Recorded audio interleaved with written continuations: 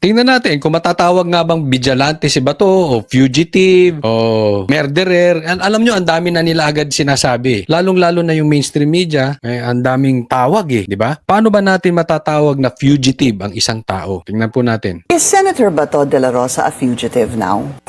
In my view, the word fugitive is not applicable yet to him because the question of the effect of the warrant, international warrant, is not yet definitely settled and is under question. So until that is resolved, in my view, he is not yet a fugitive.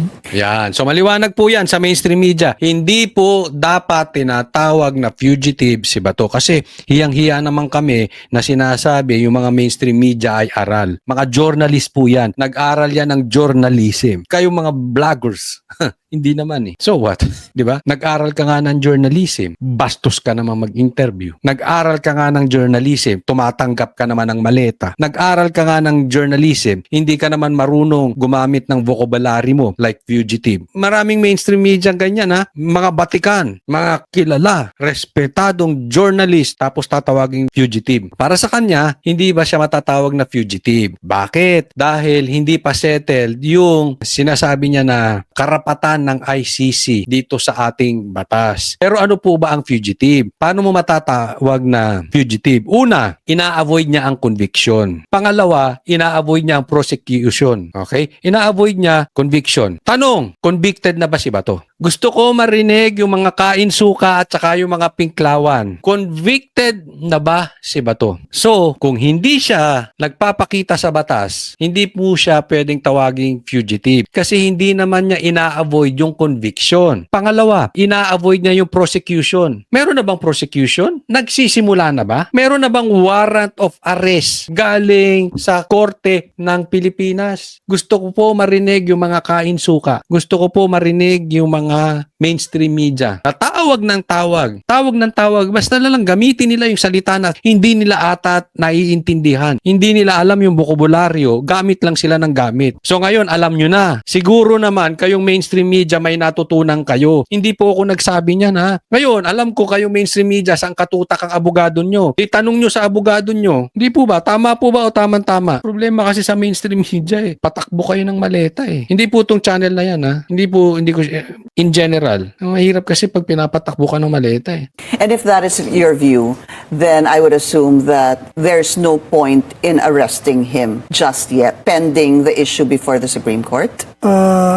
On the basis of the ICC warrant, that has to be resolved first, whether the ICC warrant by itself is sufficient to require Philippine authorities to immediately arrest Senator Bato. In short, dapat pa dumaan sa korte natin. Yung pa yung didesisyonan. Kaya nga sabi ko sa inyo, baka mamaya, alam mo nangyari na po yan Kaya nga maraming salamat kay Chis Escudero. Hindi natuloy yung unang impeachment. Kasi meron pang mga sinesettle na usapin. Gaya nitong nangyayari kay Bato. Inaantay pa yung desisyon ng korte. Meron pang inaayos na usapin. Same na same. Kung sinimulan doon yung impeachment nung panahon ni Chis Escudero na kinagagalit ngayon ng timbangag ng Maleta Boys. Kaya ngayon pinag-iinitan si Chis Escudero, di ba? Pero lumabas itong Supreme Court kinatigan yung sinabi ni Chis Escudero. Unconstitutional yung impeachment. Isipin mo kung sinimulan niyo yun, baka magka-problema pa kayo. Same thing dito kay Bato. Diba? Huhuliin niyo si Bato, yung pala didesisyonan ng korte, illegal yung arrest. Hindi may problema kayo kasi hindi lang kayo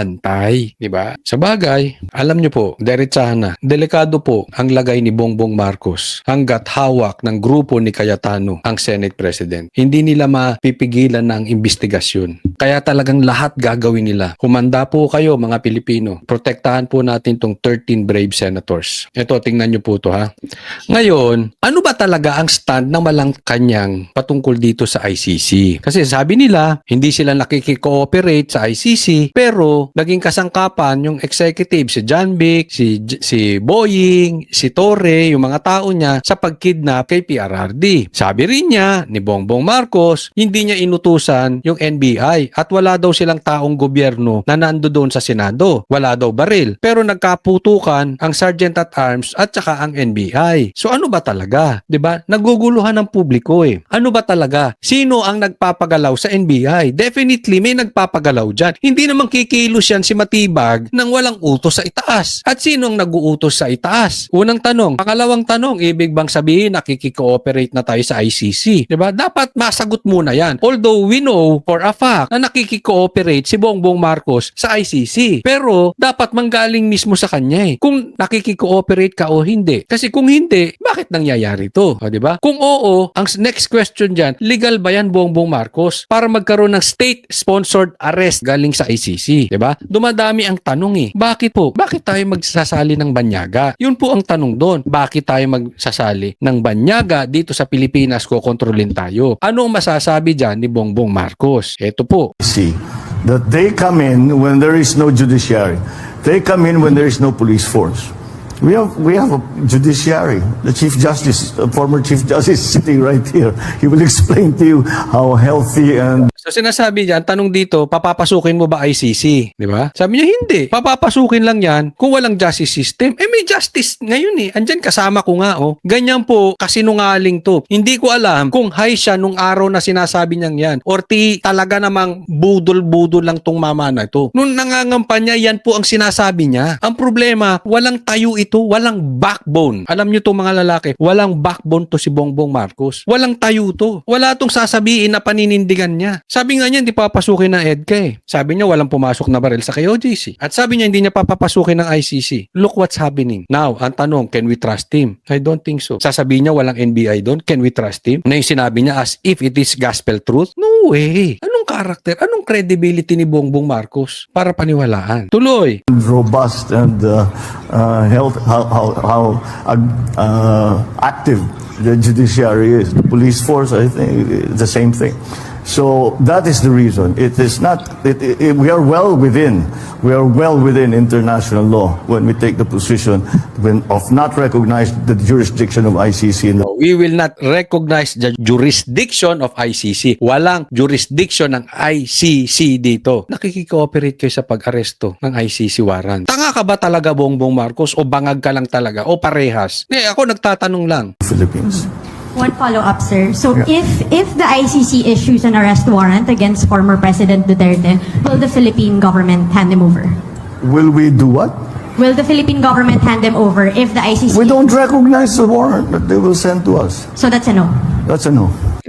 Hindi ako may sabi ha. Claire, hindi ako fake news. Now, I'm asking you. Pero bago po tayo pumunta dyan, doon sa mga hindi pa subscriber Coach Oli News ha. Coach Oli News, subscribe po kayo. Lagay nyo dyan. Check nyo, oy, Coach Oli News, pinapanood ko. Subscribe.